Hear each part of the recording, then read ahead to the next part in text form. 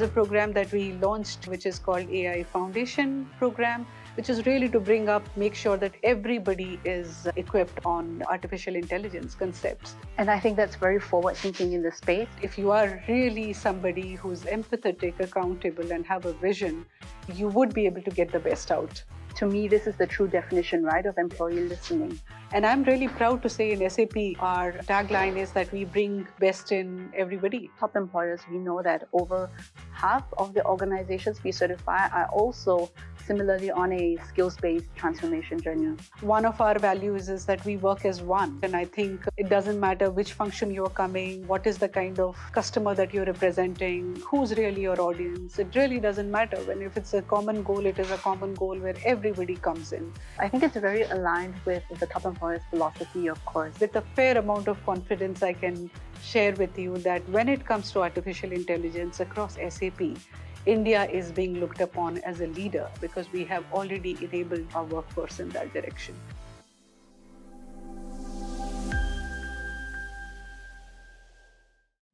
Welcome to the Top Employers APAC Podcast, where we explore ideas and perspectives for a better world of work. I'm Livia, your host for today, and I'm very excited about the topic that we are exploring today, which really focuses around the key challenges that HR is facing today in 2025. We will be looking at leadership capabilities in an ever-evolving world, the impact of AI in the workforce, as well as building a future-ready, resilient workforce. Today, I have a very special guest with us today. We have Shweta Mohanty, the Head of Human Resources for SAP in India. Shweta, thank you so much for being here with us. Thank you so much, Livia, for having me. I'm very excited for this conversation. Thank you. Would you like to, I do believe that most of our listeners don't need any introduction to SAP, but for the few who do, would you like to just do a quick introduction as well as your role and scope of the employee presence here in India? Sure, absolutely. So SAP is one of the leading enterprise and business AI organization. We are a German headquartered organization, which has obviously a presence around the world. We call it a 50-year-old startup. It has been in existence for more than 50 years now. And out of these 50 years, we have been in India for 26 years. So it has been a really long journey for us in India. It's a thriving workforce of more than 16,800 employees spread across various lines of businesses, including sales, consulting, and a very thriving development workforce. We also have 5 generations of workforce here in SAP in India with a thriving early talent population. And we are known in the market to really lead from the front when it comes for progressive, future-looking people practices. So I'm really very happy and excited to be representing my organization here. Thank you for sharing that. And I think you've touched on a few of the very important topics that we will cover today, including the multi-generational workforce, 5 generations, as you mentioned. Yeah.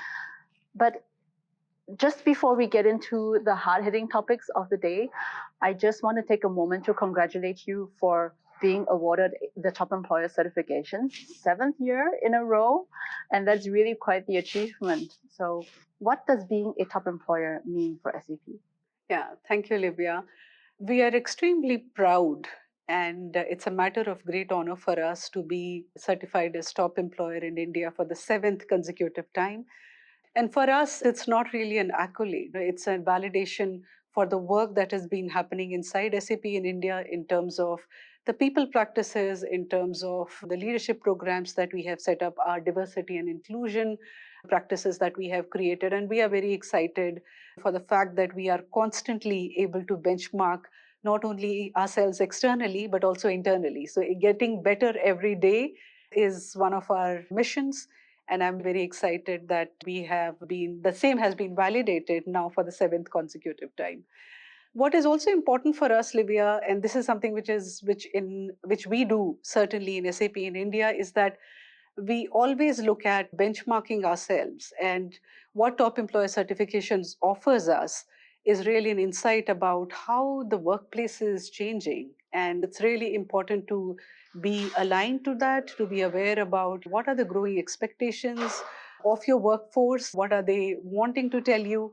And every year, this is an extensive exercise that we do in terms of looking into the top employer report very closely, understanding which are the areas which are our strengths, but at the same time also looking at what we can get better.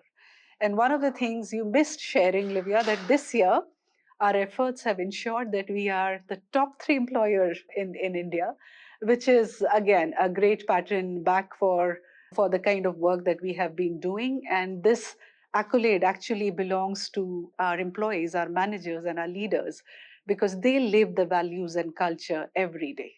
So we are very excited about that. And I'm really happy as well for the team that we have seen you grow on that journey as a top employer. We have seen excellence in scores every single year, but at the same time, as you have rightly put it, that goalpost moves every year. Yeah. And it's really because all around us, workforces and the organizations are improving in their people experience every single year. So it's another thing, it's one thing to maintain excellence, it's another thing to stay ahead of the game. Yeah. So on the subject of the excellence in employee experience at SAP, do you have any examples or an interesting anecdote to share that really comes to mind? There are so many topics that I can touch upon, Livia. I think one of the areas which would be pertinent for your audience is how we are making our workforce more enabled and at the same time making them more resilient in the changing work environment. Immediately after the pandemic, a couple of years back, we really realized that there are two areas that we needed to focus on: the advent of technology, and with artificial intelligence becoming really a cornerstone for how and where the industry is moving. And it was also important for us to ensure that our leadership is strong because things were changing extremely fast. So we wanted them to be more technically enabled, at the same time really having the thought leadership and resilience to steer with anything that comes in their way. So there's a lot of work that we did in enabling our workforce around artificial intelligence. And there are programs that we created grounds up in India, which are very specific to the scenario, to the environment that our managers and workforce were facing. So the constant questions from our customers about how we are upskilling on artificial intelligence, we really needed to bring up programs which help our leaders, our managers, as well as our developers to be really adept on that topic. And so there is a program that we launched, which is called AI Foundation Program, which is really to make sure that everybody is equipped on artificial intelligence concepts, which was a huge success for us. As well as we also created a program around for our managers and experts, which also landed very well. So today, with a fair amount of confidence, I can share with you that when it comes to artificial intelligence across SAP, India is being looked upon as a leader because we have already enabled our workforce in that direction. Then we also launched a program called Enabling Leaders with Excellence in technology as well as in terms of resilience and thought leadership. This is a program which is called Elixir. And through this program, we really pushed and nudged our managers to not only be very strong from a deeper in their own area of work, but also be a little more broader to understand our product strategy, to be able to have a conversation in the direction that SAP was moving. And again, these are some of the programs that really helped us to move the needle when it came to leadership competencies which are required in the new world. So these are some of the examples that I would certainly want to quote. And I think that's very forward thinking in this space because we also have a lot of organizations we work with who are precisely trying to find that sweet spot with how do I enable my leadership with AI capabilities and the AI-based foundational principles, exactly as you have just mentioned. I'm very curious. A lot of times HR rolls out programs and then reception is a slightly different story. So I'm actually very curious, how did managers receive the messaging that was being brought? Yeah. There are two parts to it, Livia. One is whether you are involving the workforce in co-creating programs which are meant for them. And I'm really proud to say in SAP that runs in the way our culture is, right? None of the work that we do is actually solely done by the HR teams. It's an absolute collaborative exercise where the leaders come together with the HR team to co-create our initiatives. And in that respect, we had done a lot of work where we actually went to the practitioners. So, going back to the AI Foundation programs or the ones that we had for the developers and the leaders, we actually co created with the leaders, right? We sat down with them to understand what level of expertise is required. How should the curriculum be defined? What are some of the real use cases that we should bring so that people can relate to the challenges that AI will bring, but also the opportunities that are in front of us? And when we did that, we already got the kind of commitment that we required from the workforce to sign up to those programs because they have been co-created with them. And I think that is one of the best things that I'm really proud of, because we have today a lot of these communities of practice, whether it is for leadership, whether it is for development programs, where we partner extensively with the business in creating them, in giving bouncing of inputs, sharing of feedback on what's working, what's not working. And when we kind of work with them in such a collaborative manner, it helps us to get us the kind of mind share that we need from the workforce. So that has been a little bit of our secret sauce. Thank you for sharing the secret sauce here. And it's also, I think it's very aligned with the top employers philosophy, of course, as you have mentioned, when you co-create with employees. Yes. It's not just in a learning and development program like this. It could be well-being programs. Absolutely. It could be DEI, it could be sustainability, Absolutely. Any of the pieces. Yeah. When you involve employees and leaders to build that content with you, and that values and principles come from them. Yeah, and we are very proud. Yeah, we are very proud of that. And a lot of my peers or the industry practitioners sometimes get really surprised in the way our workforce partners with HR, because they don't see that kind of engagement in their organizations. I think it really stems from having a passion for people, and that is something which really underlines what SAP stands for. Anybody, Livia, that you go here on the campus and talk to will first introduce themselves on what is the role that they play, what is their day job, but would also share on some of the other communities of practice or initiatives or ENGs that they have been part of. And they share it with a fair amount of pride that this is what they are doing. And I think it is really something that we have built over years, where we have made them a part of every problem, made them a part of every solution, made them a part of really giving us that kind of input and feedback, that this is what they really feel passionate about and they feel like contributing. And that's, to me, this is the true definition of employee listening, because it's not just listening, it's also giving and building a two-way conversation with the workforce. Yes. So kudos to you for the multi-year journey that SAP has been on. Thank you. I'm just going to tie things back to the topic at hand today. And I think we recognize that, as you have mentioned earlier, a lot of business leaders today are facing increasing pressure. Yeah. And it's a convergence of multiple things. Yeah. You have the financial pressures from the macroeconomic environment. You have uncertain regulatory changes, which we all know. We have AI is transforming operating models in a lot of environments. Yeah. And then, as if this is not enough, now we have Gen Z completely changing expectations at work. Yeah. So I'm curious to hear from you, as of today, if you could build a leader from scratch, what would be maybe top 3 traits that you would build into a leader? Yeah, so there are three traits which are very important. And those are the things that I look when I'm interviewing or talking to anybody, if I'm trying to hire them to SAP or otherwise. First and foremost is really having a vision. And by vision, I'm not really saying that something which is 30,000 feet above, which is not relatable to the people on the ground. A vision which helps people and motivates people to look to the future. And I think that's a very important trait, because technologies will come and go, the workforce will change. And while all that is going to be able to look into the future and say, this is our North Star, I think that is extremely important. The second aspect that I would really call out, Livia, is empathy. And that has spoken enough about, but I think can't be more true in the times that we are in. It's very important to listen to the voices on the ground. It's very important to get the feedback from the workforce. It's very important to involve them, and you cannot involve them until unless you have a certain amount of empathy about the challenges they are facing or the opportunities they would want to grow. And the third one that I would say is accountability. Mm-hmm. I think that's super important in a multi-generational workforce with a matrix kind of reporting. The buck has to stop somewhere, right? And it has to stop really with the leaders, where they are able to take the accountability. They are able to work in a very, what I called is influencing without authority setup, and still being able to get people together for a common goal. These are very important.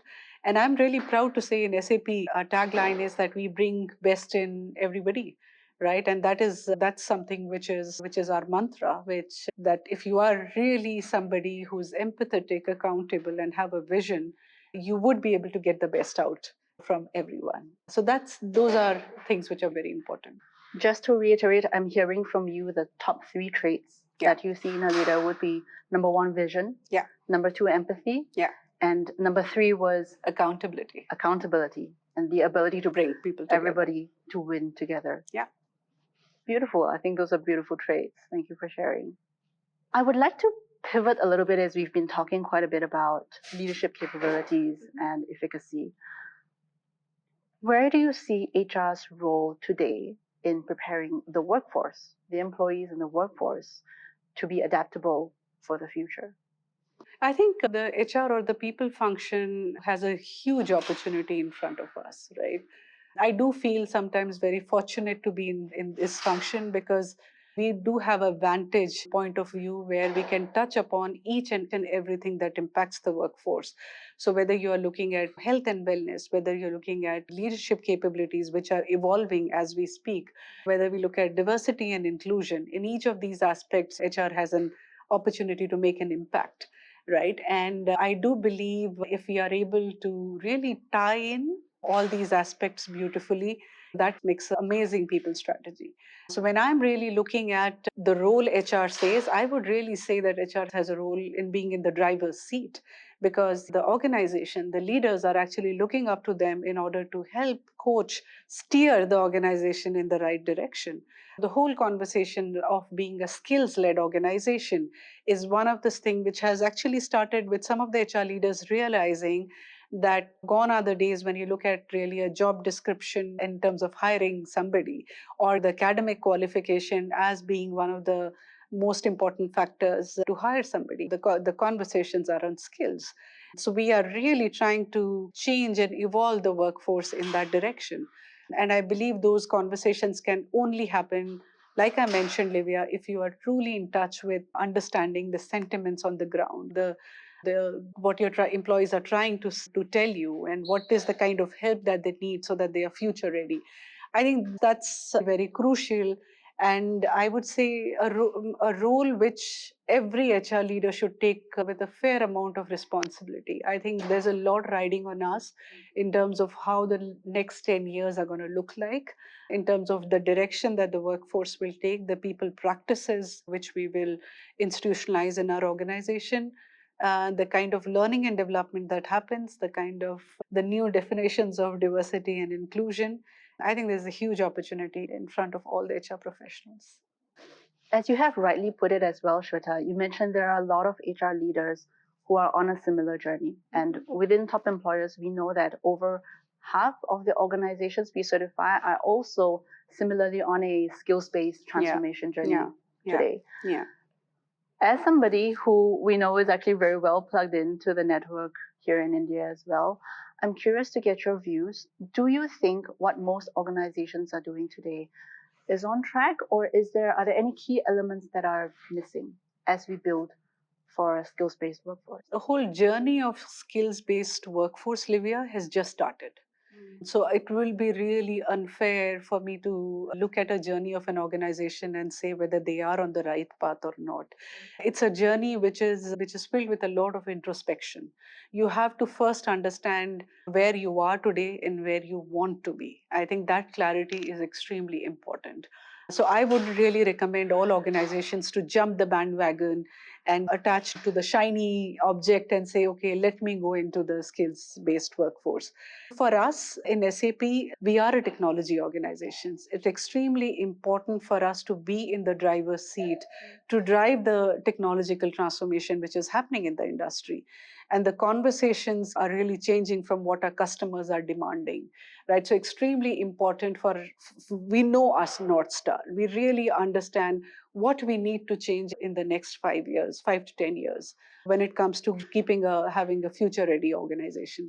But if I have to really call out, Livia, a few things that organizations should be mindful of. One, like I already said, you should really do a feasibility study first to understand where the organization is today and what do you want to achieve by getting onto a skills led kind of transformation. The second thing that we should really do is you have to, and it's like any change management project, you have to involve your workforce in that. It's really not possible for a few set of people to define that for the whole organization. This has to really be a model of co-creation. And the third important aspect is to constantly take feedback from the industry, take feedback internally, course correct wherever it is required, and really break your larger vision into smaller, achievable, execution focused goals. And I do believe if organizations are doing that, then they are on the right path. These are the few things that I want organizations to be mindful of. But it's a little too early, Livia, to say whether organizations are going right or they should change their direction. I think it's a little too early. We are very happy in terms of the journey we have had because our goals, our vision is truly rooted in what our customers need from us. So we know that at least the North Star is clear. And then the path to be there is going to be a long drawn and a challenging one because you're changing nomenclature, you're changing job descriptions, you are changing competency frameworks, you are really changing for so many years the way talent used to be assessed, hired, promoted. Everything is changing. The life cycle of an employee in an organization, the kind of things they used to look in terms of career development, that's going to change, right? So it's a massive transformation. And I think organizations should really start small, but with a clear idea on what is their North Star and why they are going there. I think that's very important. One of the things I find very striking as you were sharing is, and actually this is one of those traits about SAP's core HR team that I really appreciate, is that you've already mentioned for the last, again, multiple years, you've built a very strong ecosystem of employee listening and being connected with the workforce sentiment. But again, especially at this juncture, as you've mentioned, it's even more important to stay close. Absolutely. And so I think what I really appreciate is the humility that comes out of that you don't take for granted. We had great feedback last year on what we were rolling out, and okay, it's going to keep coming. That's not necessarily true. It's an ongoing effort, and we always have to hold back and pulse check. What's different about this moment here and now for you? What are you comfortable and uncomfortable with? Yeah, I think that's very important. And I think that comes from the fact that one, we are an ambitious team. We want to be there in terms of being looked upon as a benchmark in some sense. But it and also I think comes, you are there very much. Yeah, but it also comes, like you rightly said, from a place of humility, Livia, where we are not really resting on our laurels. We are not saying that, okay, we have arrived here, so let's not go ahead and do this anymore. And that humility comes from the fact that the business landscape, the talent landscape is evolving and changing at a very fast rate. What campus joinee 5 years back looked up to an organization and what their expectations today are, there's an absolute sea change in terms of how they are, what is the value proposition that we should go on college campuses. So if we are resting on our laurels, I think we are doing a great disservice. We have to constantly benchmark, and my team certainly will tell you that we'll look at each and every word in the top employer report to really see where we are lagging, what is an opportunity for us. And it's not to just be on this drive to say, okay, if there's a feedback, let's work on it. We take that feedback, We evaluate, we go back to our employees and say, does this resonate with you? Is this what you have been trying to tell us? Will this work in our organization? Because the context is different. And I do believe that has been a source of great inspiration for us to constantly be the best. We appreciate being that source of inspiration, but at the same time, I think it's very important to have that rigorous process on your side of sense checking. Exactly as you said, does it make sense for my employee population? Is it going to resonate? Yeah, absolutely. And I would really say that I'm just so amazed with how future focused some of our peer organizations who have participated in top employers have been. There's so much to learn from and so much to share. I take a lot of pride in being open and transparent with whichever organization is actually reaching out to us to know why we did this practice or how did we go ahead and implement it and what was our story behind it, because that's the only way in which in this community will thrive, right? And if we constantly share with each other, we learn from each other, we are open to share our struggles, our challenges, our opportunities, that's the only way to grow in this industry. I can foresee after this podcast, you may get a lot of requests to share some stories that you have. I will use this opportunity to actually openly say anybody who wants to reach out and know about what we do in SAP, especially our people and culture practices, are most welcome to reach out. We'll be happy to share. You heard her. We've spoken a lot about adaptability in the HR function and staying close to realities on the ground. I'm curious about what you think adaptability looks like for employee behaviors on a lived and everyday basis. I think you practice what you preach. It's very important, Olivia, to set up a set of behaviors and not really practice it on an everyday basis. For example, one of our values is that we work as one, right? And I think it doesn't matter which function you're coming, what is the kind of customer that you're representing, who's really your audience. It really doesn't matter. When if it's a common goal, it is a common goal where everybody comes in and works as a one team.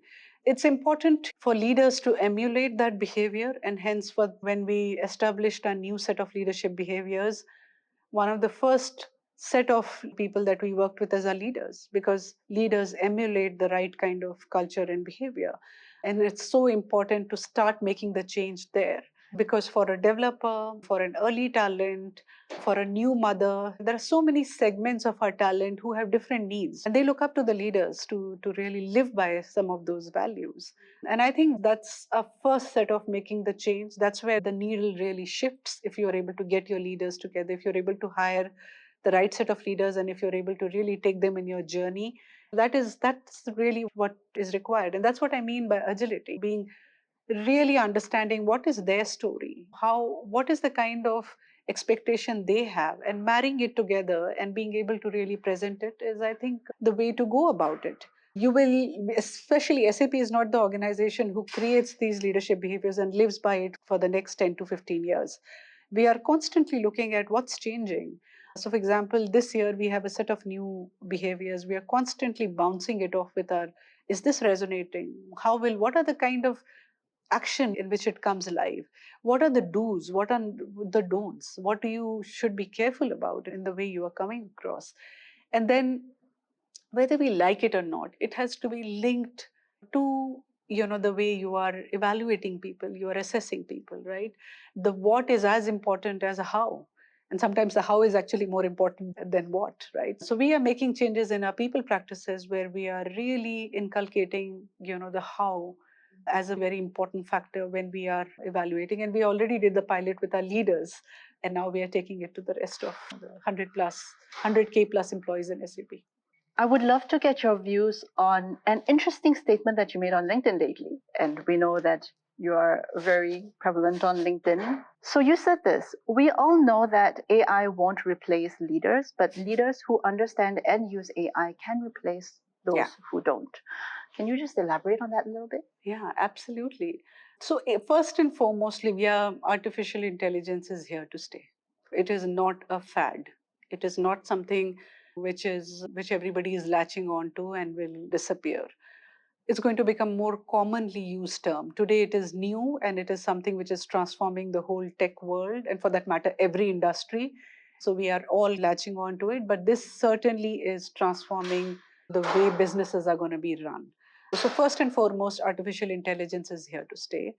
And then we have to really deal with how are we enabling and upskilling people to understand artificial intelligence, and most importantly, understand how to use AI to their benefit, right? And in that context, I always feel that at some point in time, there was a fear that artificial intelligence is going to kill jobs, we are going to replace a certain set of transactional work that used to happen, especially in HR. I can tell you that if there is a room of HR professionals I'm sitting and I ask them that are they really fearful about AI, a lot of people will raise their hand and say yes, because people have truly not understood the value of artificial intelligence, how to use it.